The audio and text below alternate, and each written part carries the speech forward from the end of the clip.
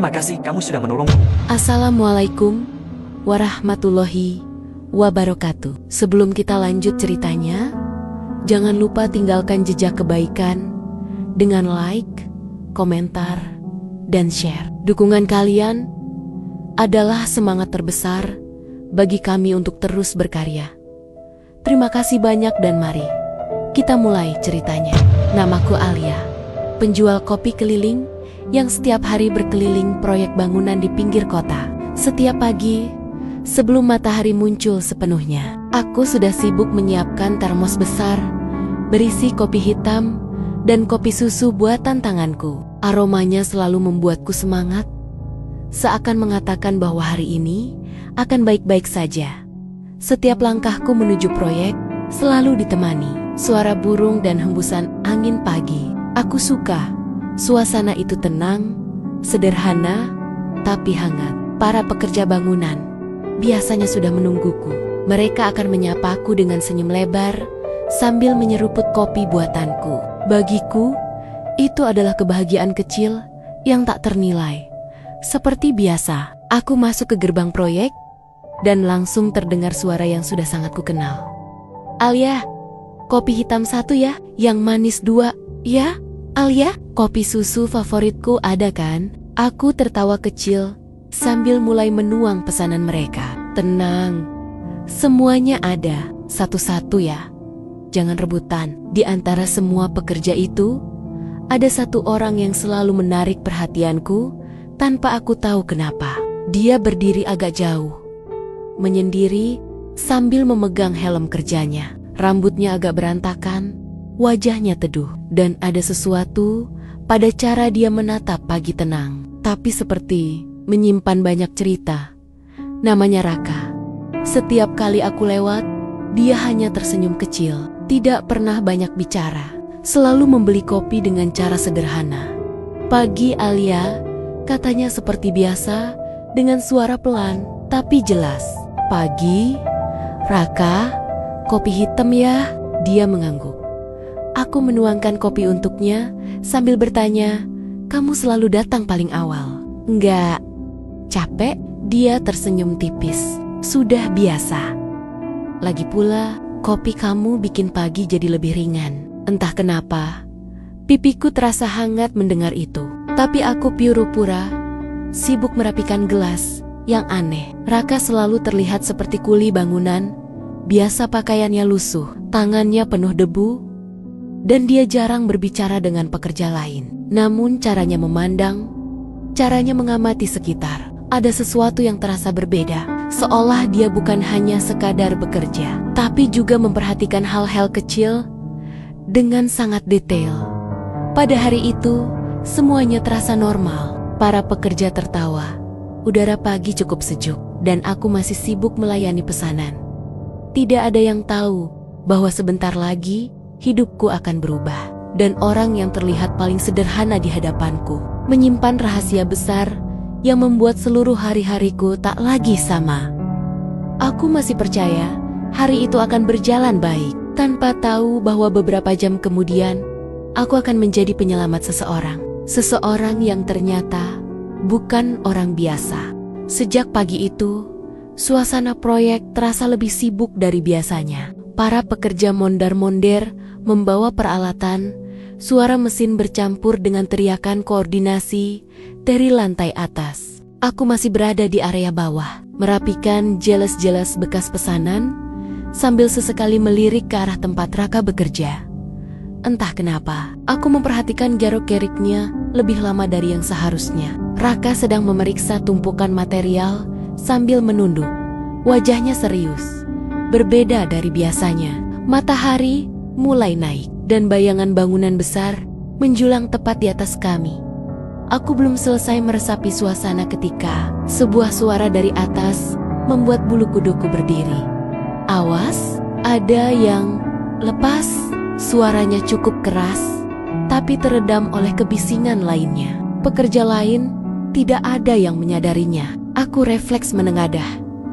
Dan saat itulah, aku melihatnya sebuah balok panjang meluncur dari lantai 5, bergerak cepat, berputar, dan langsung menuju titik di mana Raka berdiri. Waktu seakan berhenti.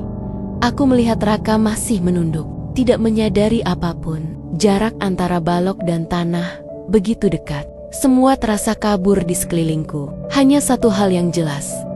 Jika aku tidak bergerak sekarang, Raka tidak akan sempat menghindar. "Raka!" teriakku sekuat yang ku bisa. Aku berlari tanpa berpikir panjang. Duniaku seakan hanya terdiri dari langkah kakiku dan sosoknya. Tanpa menunggu reaksinya, aku langsung menarik lengannya sekuat yang kupunya. "Raka, minggir!" Dalam hitungan detik, aku berhasil menarik tubuhnya keluar dari garis jatuh balok itu. Bruk, balok itu menghantam tanah tepat di tempat Raka berdiri tadi, membuat debu mengepul dan beberapa pekerja terlonjak kaget. Tidak ada yang terluka, tapi suara benturannya cukup membuat hatiku bergetar lama. Raka terdiam, nafasnya tersengal, matanya membesar menatapku. Tanganku masih memegang lengannya erat. Tanpa kusadari, kamu menyelamatkan aku," katanya dengan suara yang nyaris tak terdengar. Aku tidak menjawab, nafasku sendiri masih kacau. Beberapa pekerja mulai berdatangan, berkerumun, menanyakan apa yang terjadi. Tapi bagiku, suara mereka terdengar jauh. Yang ada hanya tatapan Raka penuh keterkejutan, rasa syukur, dan sesuatu yang tidak bisa kujelaskan. Untuk sesaat, aku bisa melihat sesuatu di matanya. Bukan ketakutan, bukan lega, tapi rasa cemas yang aneh. Seolah kejadian ini bukan hanya hampir merenggutnya, tapi juga hampir merenggut sesuatu yang lebih besar, sesuatu yang ia sembunyikan. "Alia," suaranya bergetar. Aku harus pergi sebentar." Dia melangkah mundur, wajahnya tegang, lalu bergegas pergi menjauh dari kerumunan. Tidak seperti orang yang baru saja selamat. Dia justru terlihat takut akan sesuatu yang lain, sesuatu yang tidak ku ketahui. Saat aku melihat punggungnya menghilang di balik dinding proyek, hatiku ikut tergerak oleh rasa penasaran. Apa sebenarnya yang dia sembunyikan? Dan kenapa kejadian ini membuatnya terlihat lebih panik daripada lega? Aku tidak tahu jawabannya. Tapi satu hal pasti, kejadian ini baru permulaan dari sesuatu yang jauh lebih besar. Sejak kejadian itu, suasana proyek berubah. Bukan karena balok yang jatuh itu bisa saja terjadi di tempat kerja manapun, tapi karena Raka. Dia tidak kembali lagi ke area bawah setelah pergi terburu-buru. Bahkan ketika aku menunggu sampai hampir waktu makan siang, tidak ada tanda-tanda kehadirannya. Pekerja lain bilang dia sudah naik ke lantai yang lebih tinggi, tapi tak ada yang tahu pasti.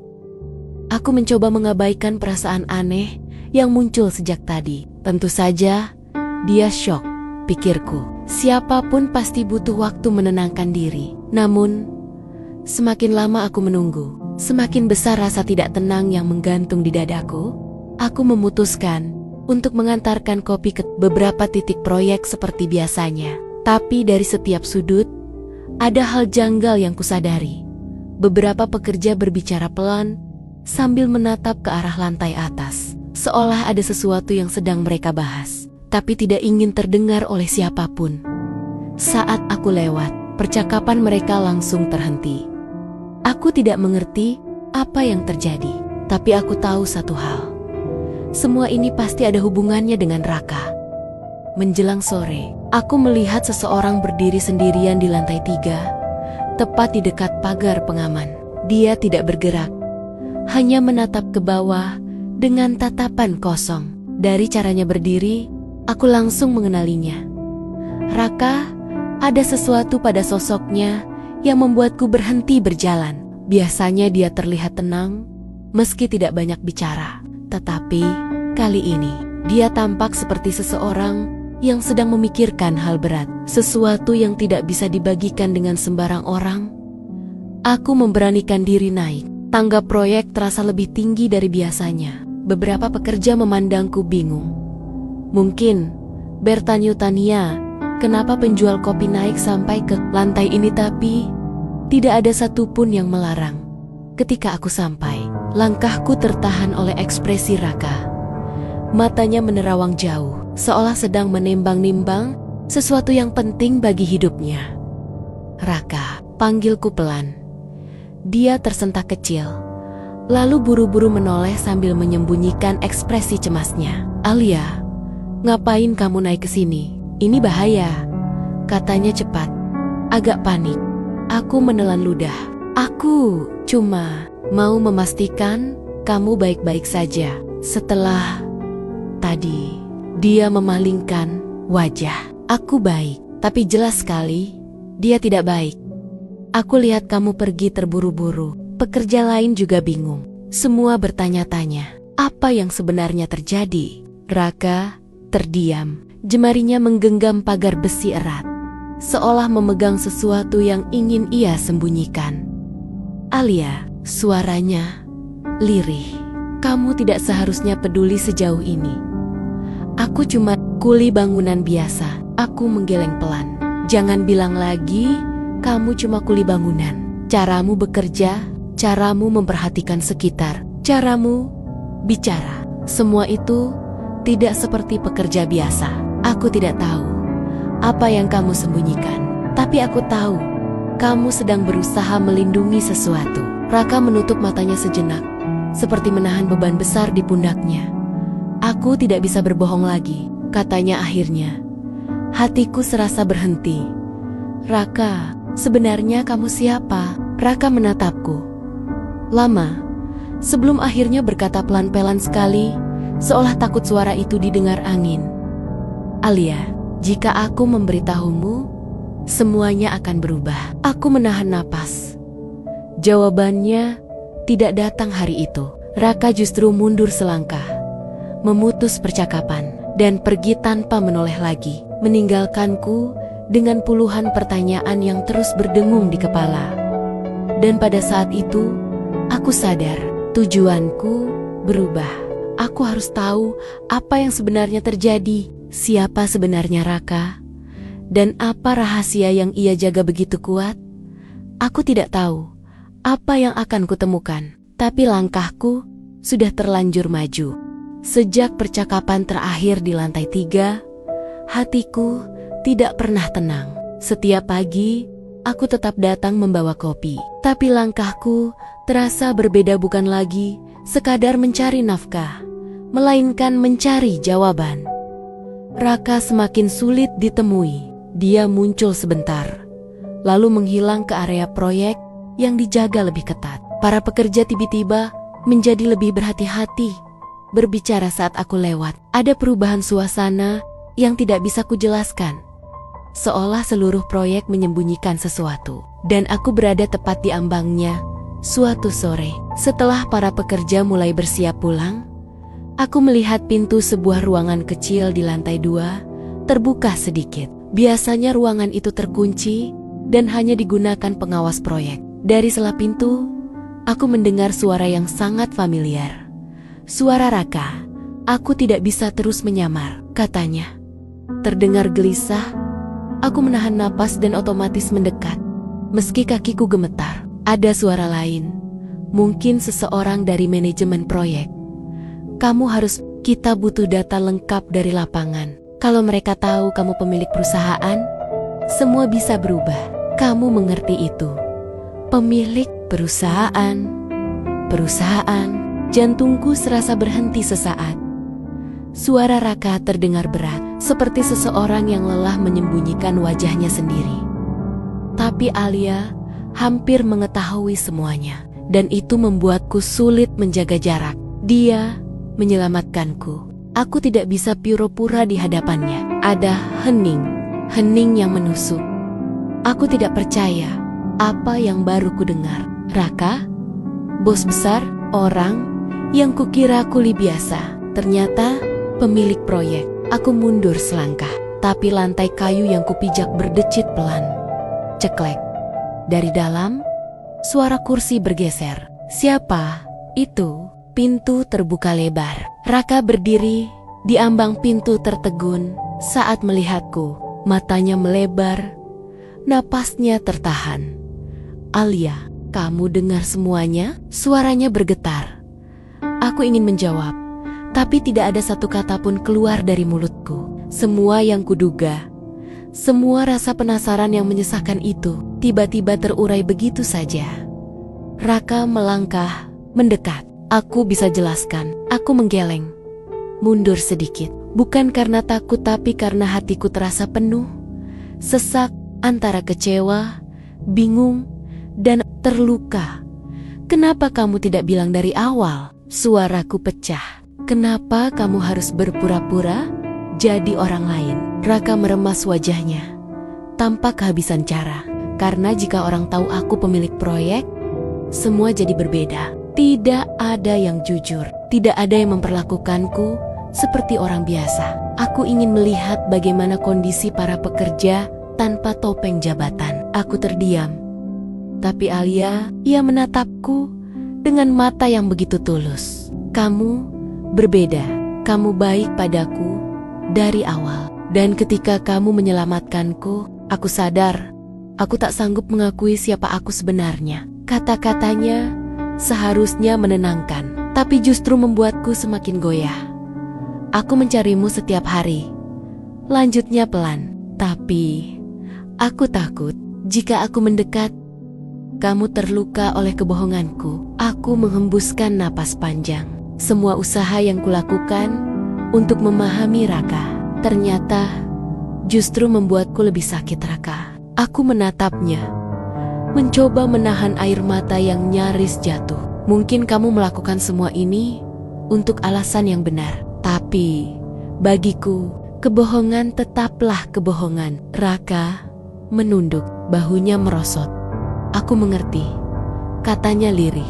Kalaupun kamu memilih menjauh, aku tidak akan menyalahkanmu. Dan saat itu aku sadar, semua usahaku untuk mendekatinya gagal. Kepercayaanku runtuh. Perasaan yang tumbuh perlahan itu retak. Tinggal satu pilihan terakhir, pilihan yang paling sulit.